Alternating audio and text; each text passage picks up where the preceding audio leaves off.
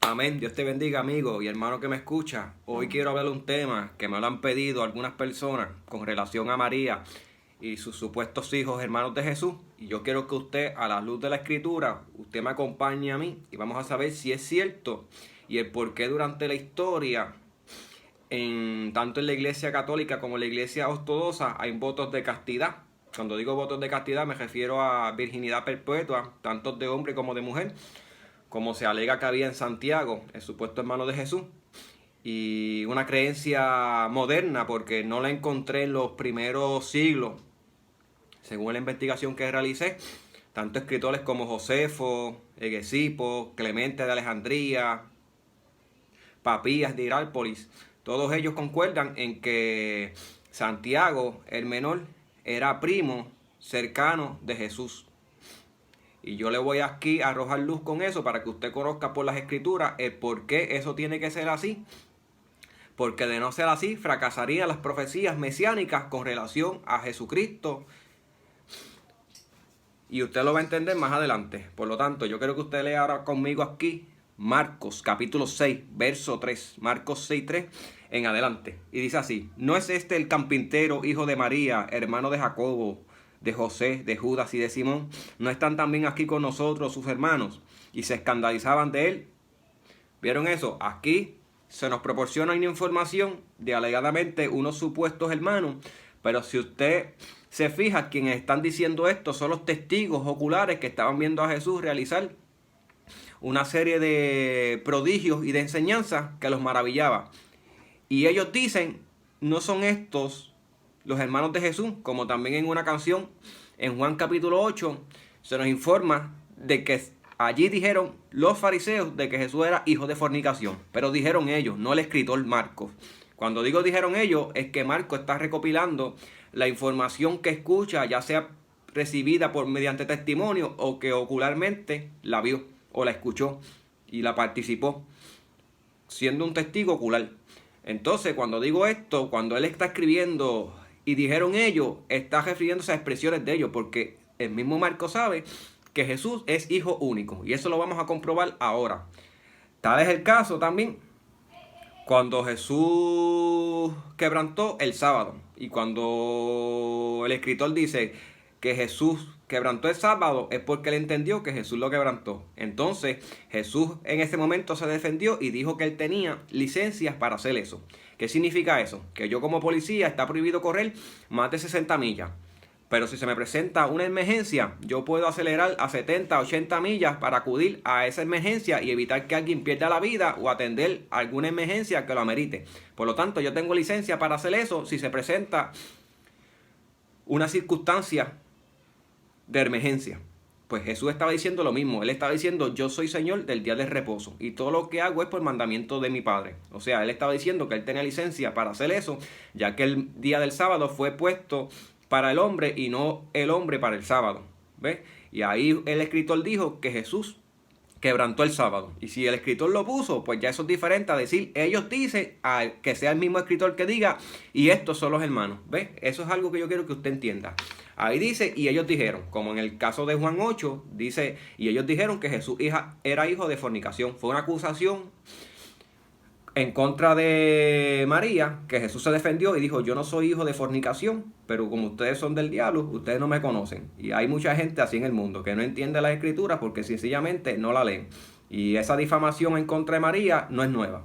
Ahora vamos a ver por las escrituras si es cierto o no es cierto. ¡Wow!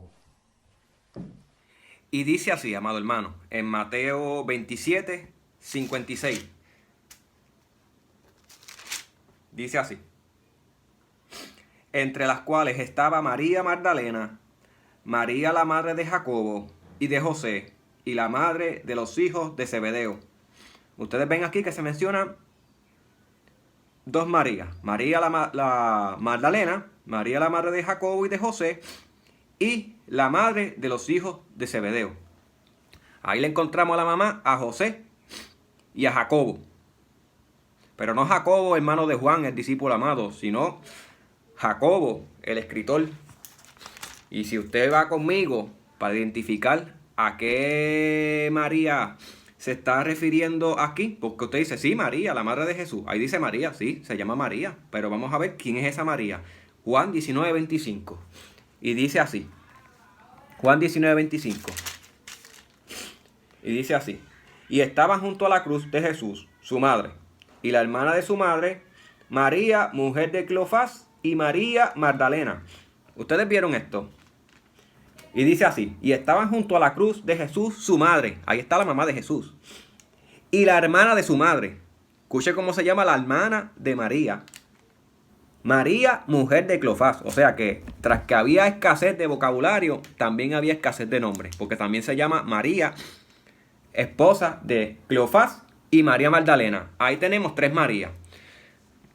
¿Vieron? Pues María, la esposa de Cleofás, para que usted sepa, el escritor Papías de Hierápolis, del siglo 70 al siglo 160, entre siglo I y siglo II, en sus escritos, él dice que María Cleofás es la misma María que la esposa de Alfeo. O sea, Cleofás y Alfeo es la misma persona.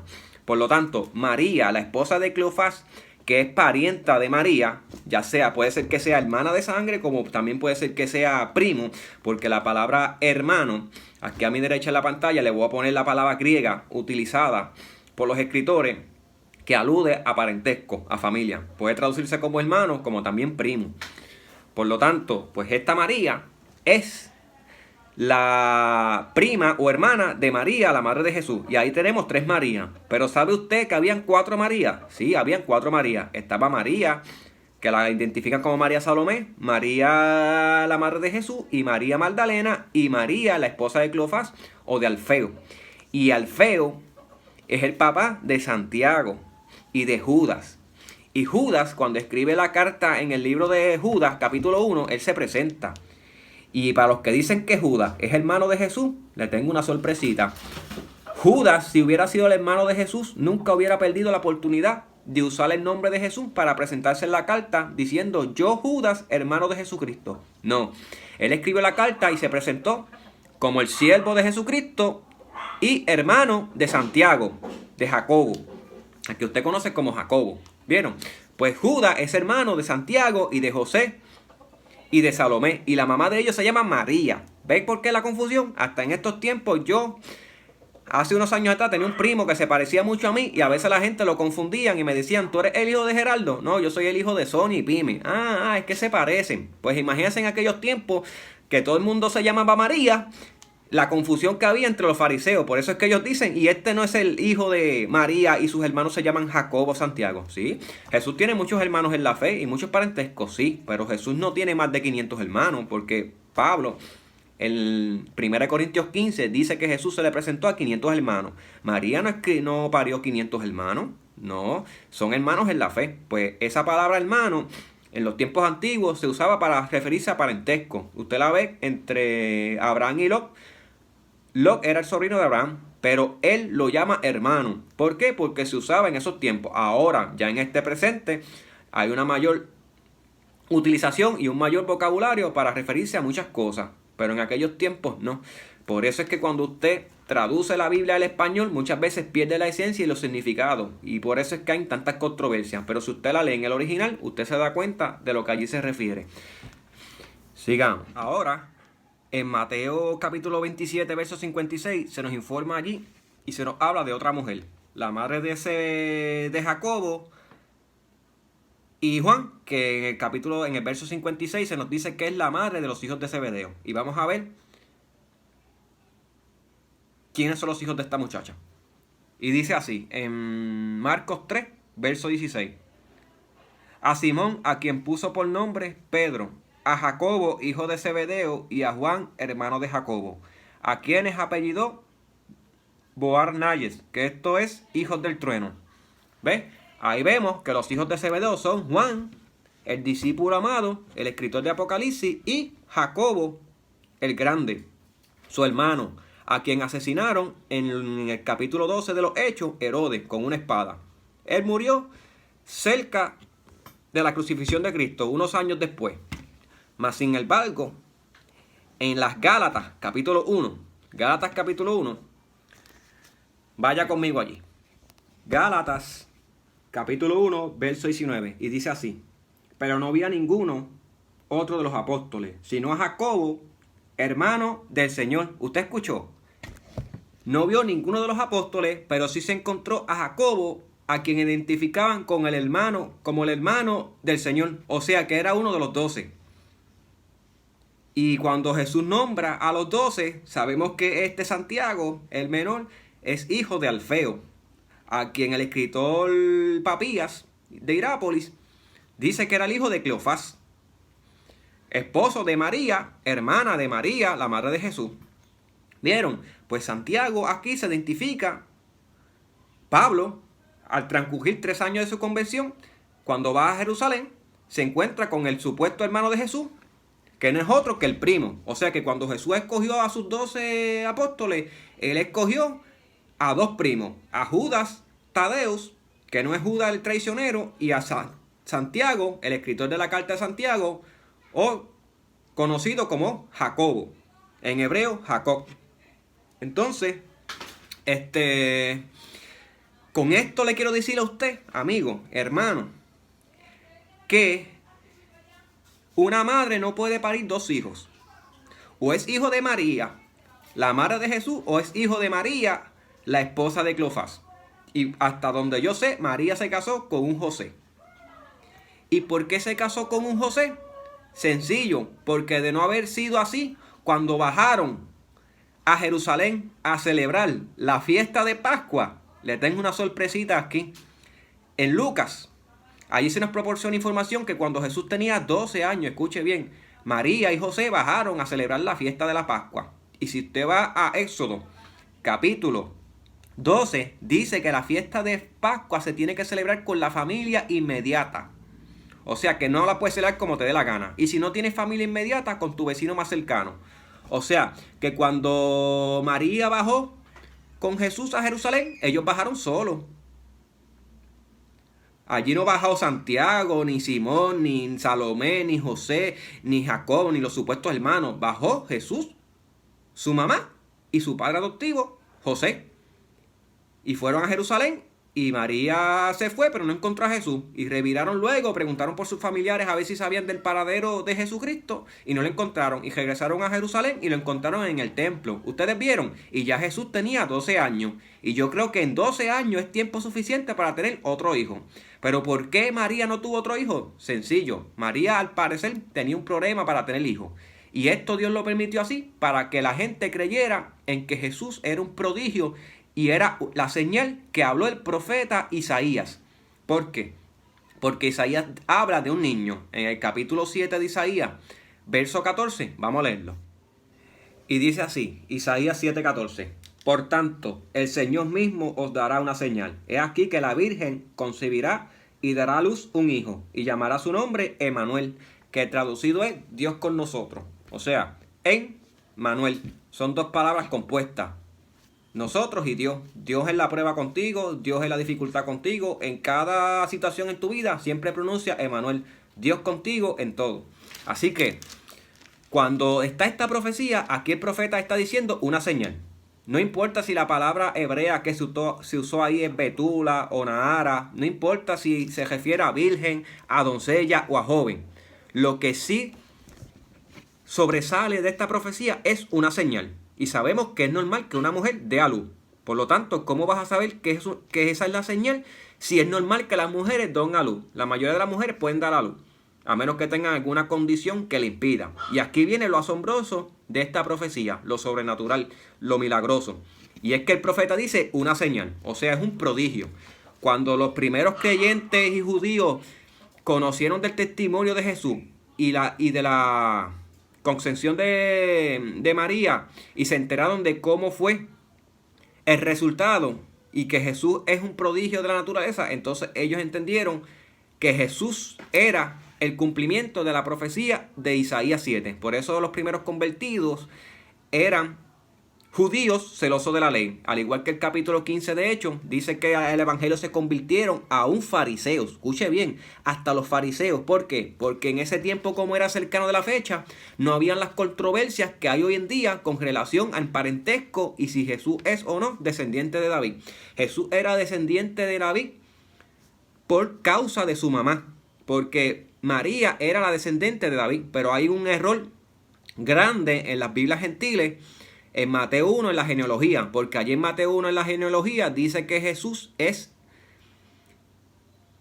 hijo de María, la cual es esposa de José, pero en los papiros de la Universidad de Nueva York, judía, y la teológica de Oxford, hay papiros antiguos de los primeros siglos que dice que la palabra hebrea utilizada allí es parentesco, pero el copista se confundió y lo interpretó como esposo, pero realmente allí dice claramente y explícitamente, y todo esto usted puede accesar con un clic al Museo Teológico Judío en Nueva York y ver ese papiro, y allí dice de la cual nació Jesús, hijo de María, hija de José. O sea que María se casó con un hombre que se llamaba José, al igual que su papá, que era José. Por eso es que la genealogía de Lucas 3 y de Mateo 1 no concuerdan. Usted lo puede ver por usted mismo. Vaya allí a Lucas 3 y vea los nombres que se mencionan allí y no concuerdan. Porque Lucas está mostrando la genealogía de José, esposo de María. Pero para subir al trono, nada tiene que ver.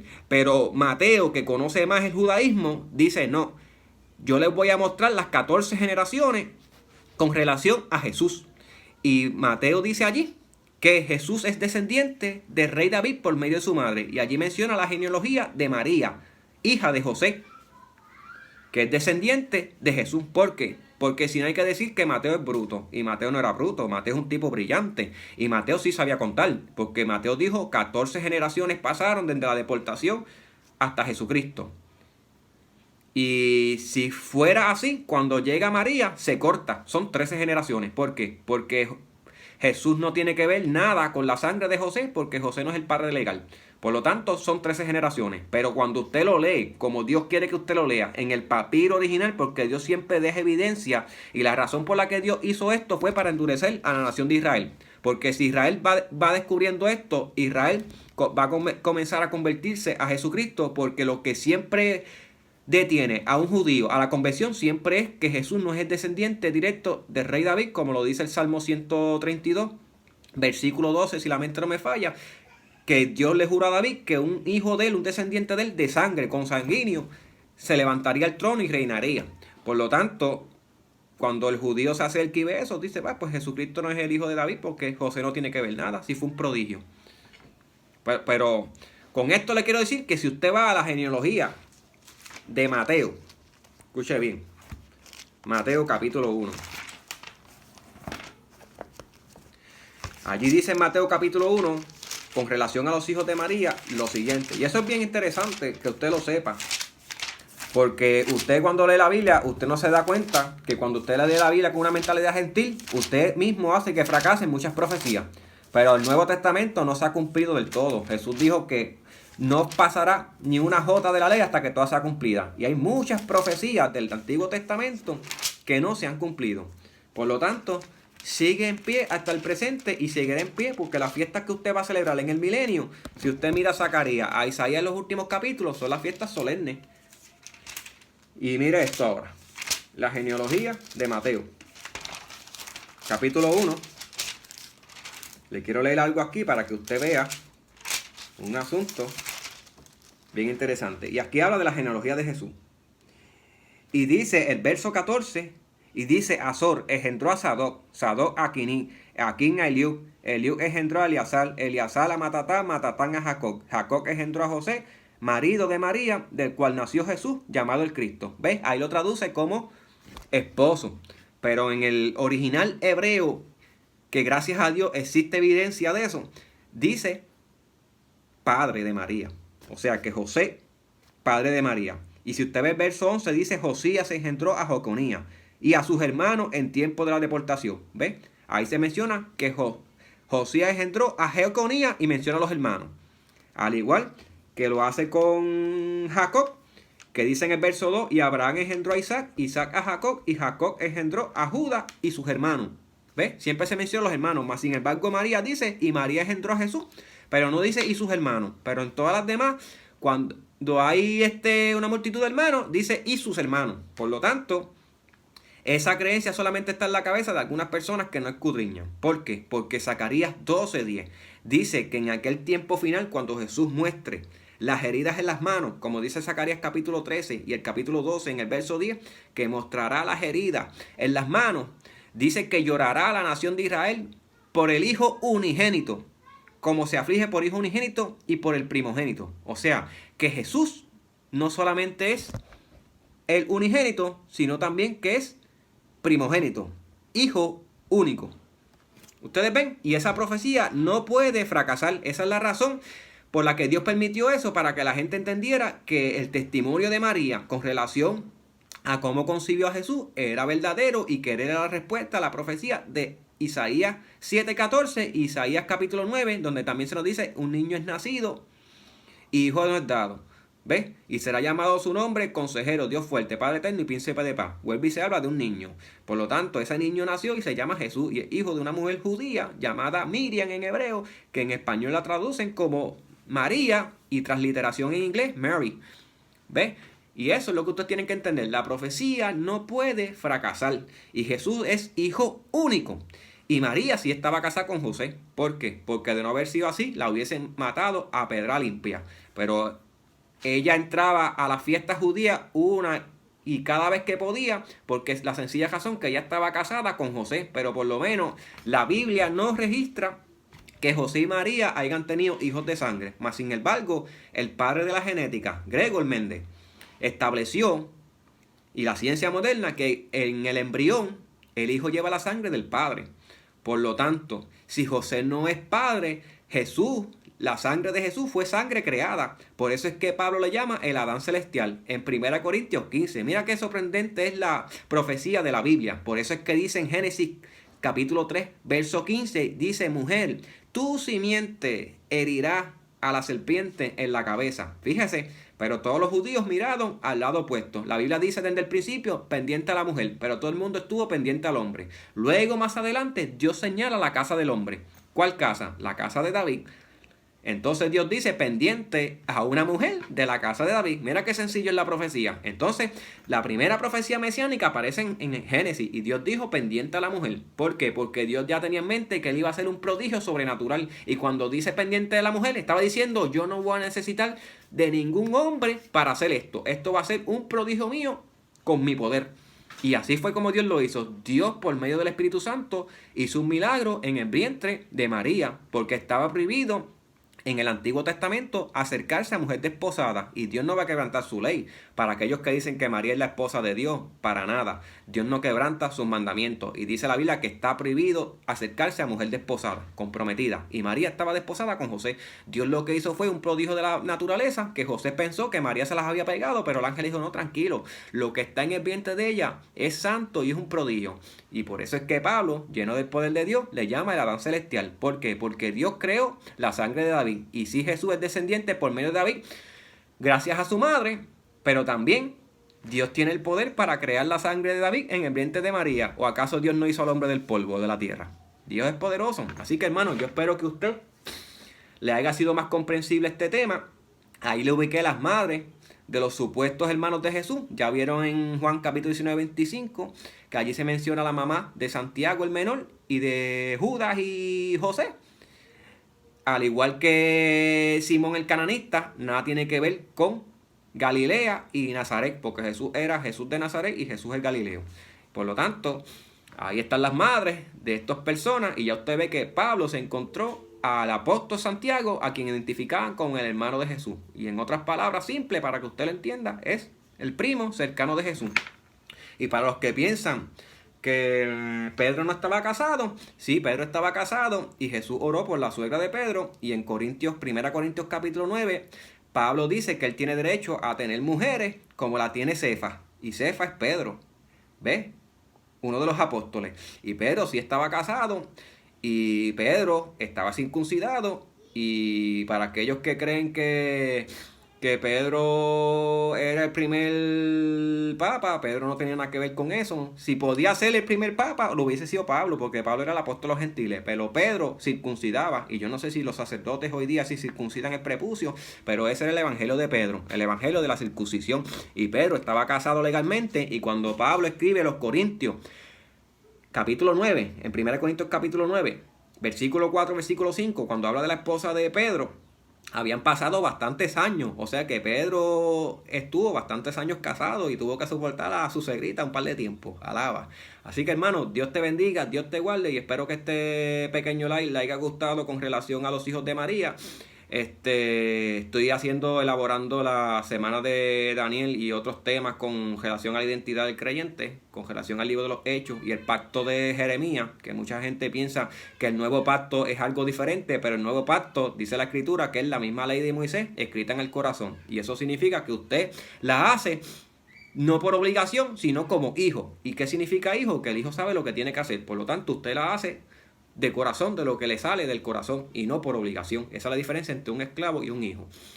Así que hermano, Dios te guarde, vamos para adelante con la fuerza del Señor, y espero que este temita le haya abierto el conocimiento, y que dos mujeres no pueden parir el mismo muchacho. María no parió a Santiago.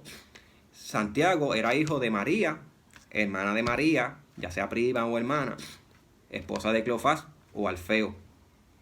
Y esa es la razón por la que Jesús encomendó el cuidado de Juan a su mamá.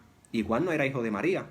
Jesús le dijo, hijo, he aquí tu madre, madre, he aquí tu hijo. Pero Juan era un amigo cercano de Jesús, y Jesús puso a su madre durante los 3 días que iba a estar en el corazón de la tierra al cuidado de su mejor amigo. Por lo tanto, María no tenía a nadie más. Al parecer parece que José había muerto, y María no tenía a nadie más con quien estar que con el mejor amigo de Jesús. Y Jesús la dejó al cuidado de su mejor amigo. ¿Ves?